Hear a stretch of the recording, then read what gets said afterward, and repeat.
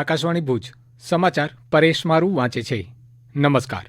ચૂંટણી પંચે ગુજરાત સહિત 6 રાજ્યો અને કેન્દ્ર શાસિત પ્રદેશો માટે એસઆઈઆરની કામગીરી અંતર્ગત ગણતરીના તબક્કા અને ડ્રાફ્ટ યાદી પ્રસિદ્ધ કરવાની સમયમર્યાદા લંબાવી છે. ગત 27 ઓક્ટોબર 2025થી રાજ્યભરમાં શરૂ કરવામાં આવેલી સ્પેશિયલ ઇન્ટેન્સિવ રિવિઝન ઝુંબેશનો ગણતરીનો તબક્કો હવે 14 ડિસેમ્બર સુધી ચાલશે, જ્યારે ડ્રાફ્ટ મતદાર યાદી 19 ડિસેમ્બરના પ્રસિદ્ધ કરવામાં આવશે. ગુજરાત સહિત તામિલનાડુ, મધ્યપ્રદેશ, છત્તીસગઢ, આંદમાન નિકોબાર, ઉત્તર પ્રદેશમાં પણ આ તબક્કાઓની સમયમર્યાદા વધારવામાં આવી છે. તદુપરાંત ચૂંટણી પંચે કોઈપણ યોગ્યતા ધરાવતો મતદાર આખરી મતદાર યાદીમાંથી બાકાત ન રહે તે માટે ફોર્મ 6 ભરી જરૂરી દસ્તાવેજો બીએલઓને આપી શકશે. ભારતીય સંસ્કૃતિના સૌથી મોટા અને ભવ્ય પર્વ દિવાળીને યુનેસ્કો દ્વારા તેની અમૃત સાંસ્કૃતિક વારસાની પ્રતિષ્ઠિત સૂચિમાં સમાવિષ્ટ કરવામાં આવ્યું છે. આ ઉપલબ્ધિને વધાવવા ગઈકાલે રાજ્યના મહત્વના ઐતિહાસિક સ્મારકો તથા સાંસ્કૃતિક સ્થળોએ વિશેષ દીપ પ્રજ્વલન, રોશની સજાવટ અને રંગોળી કાર્યક્રમોનું આયોજન કરવામાં આવ્યું હતું.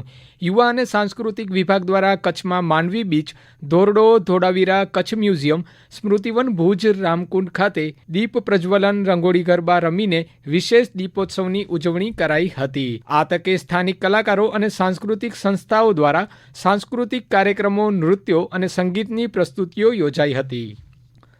ગુજરાત પ્રાકૃતિક ખેતી વિકાસ બોર્ડ અને આત્મા ભુજના સહયોગથી રાષ્ટ્રીય કુદરતી ખેતી મિશન હેઠળ 16 દિવસના વિશેષ તાલીમ કાર્યક્રમનો ગઈકાલે પ્રારંભ કરાયો છે.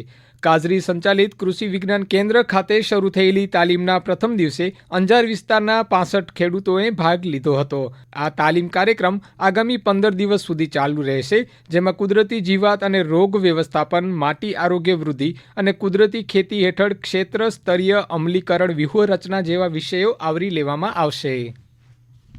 ગાંધીધામ મહાનગરપાલિકા દ્વારા શહેરના બગીચાના નવીનીકરણની કામગીરી શરૂ કરવામાં આવી છે. મહાનગરપાલિકાના કમિશનર મનીષ ગુરવાણીએ ચાલી રહેલી કામગીરીનું નિરીક્ષણ કર્યું હતું અને કામગીરી ત્વરિત પૂરી કરવા સંબંધિતોને સૂચના આપી હતી.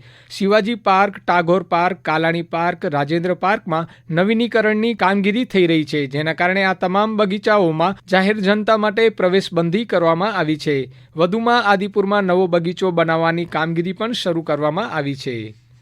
ભુજ શહેર ટ્રાફિક પોલીસ દ્વારા વાહન ચાલકો માટે એક જાગૃતિ કાર્યક્રમનું આયોજન કરાયું હતું. આ કાર્યક્રમમાં સુરક્ષિત વાહન ચલાવવા અને અકસ્માત નિવારણ જેવા મુદ્દાઓ પર માર્ગદર્શન આપવામાં આવ્યું હતું. આ કાર્યક્રમમાં કાર, બાઇક અને રિક્ષા ચાલકોને વાહનધારા અને નિયમન અંગે પ્રોજેક્ટર દ્વારા વિસ્તૃત માહિતી આપવામાં આવી હતી. નિયમોના પાલનથી થતા ફાયદા અને ભંગ કરવાથી થતા ગેરફાયદા વિશે વાકેફ કરાયા હતા. વર્તમાન શિયાળાની સિઝનમાં આજે પ્રથમ વખત નલિયાનું લઘુત્તમ તાપમાન એકલ અંકમાં પહોંચ્યું છે. 9 ડિગ્રી લઘુત્તમ તાપમાન સાથે નલિયા રાજ્યના ઠંડા મથકોની યાદીમાં મોખરે રહ્યું છે. આજે નલિયાવાસીઓએ કાતિલ ઠંડીનો અનુભવ કર્યો હતો. જિલ્લા મથક ભુજ અને પૂર્વ કચ્છમાં મિશ્ર ઋતુનો લોકો અનુભવ કરી રહ્યા છે. ભુજમાં આજે લઘુત્તમ તાપમાન 14.6 ડિગ્રી જ્યારે મહત્તમ તાપમાન 32.9 ડિગ્રી નોંધાયું છે. રાત્રિ અને વહેલી સવારે ઠંડક બાદ દિવસના ભાગે વાતાવરણ ગરમ હુંફાળું રહ્યું હતું. માધાપરના નારી શક્તિ મહિલા મંડળની સ્થાપનાને 3 વર્ષ પૂર્ણ થતાં વાર્ષિક ઉત્સવની ઉજવણી કરવામાં આવી હતી. ગામની તમામ જ્ઞાતિની 300 જેટલી સભ્યપદ ધરાવતી બહેનો દ્વારા નારી શક્તિ, યોગ દિવસ, મહિલા દિવસ, નવરાત્રી, સમર કેમ્પ, આનંદ મેળા, શિવ મહોત્સવ ઉપરાંત મોટિવેશન સ્પીચ, શરદોત્સવ, જીવદયા પ્રવૃત્તિઓ કરવામાં આવે છે. સંસ્થાના સ્થાપક તુષારીબેન વેકરિયાએ આ પ્રસંગે જણાવ્યું કે દરેક બહેનોમાં કંઈ ને કંઈ આવડત હોય છે, તે બીજાને કઈ રીતે ઉપયોગી બની શકે તે માટે એકબીજાના સંપર્કમાં રહી પરિવારની ભાવના સાથે મહિલા મંડળની સ્થાપના કરવામાં આવી છે.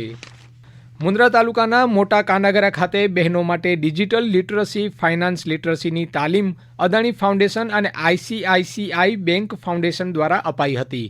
ગામની બહેનોને ડિજિટલ બેન્કિંગ માર્ગદર્શન અને ઓનલાઈન સેવાના લાભ અને નુકસાનની માહિતી આપવામાં આવી હતી. વિશેષમાં અદાણી ફાઉન્ડેશન દ્વારા મોટા કાંડગરા ગ્રામ પંચાયતને કોમ્પ્યુટર સેટ અને ડસ્ટબિન પણ આપવામાં આવ્યા હતા. અને આ સાથે સમાચાર બુલેટિન પૂરું થયું. નમસ્કાર.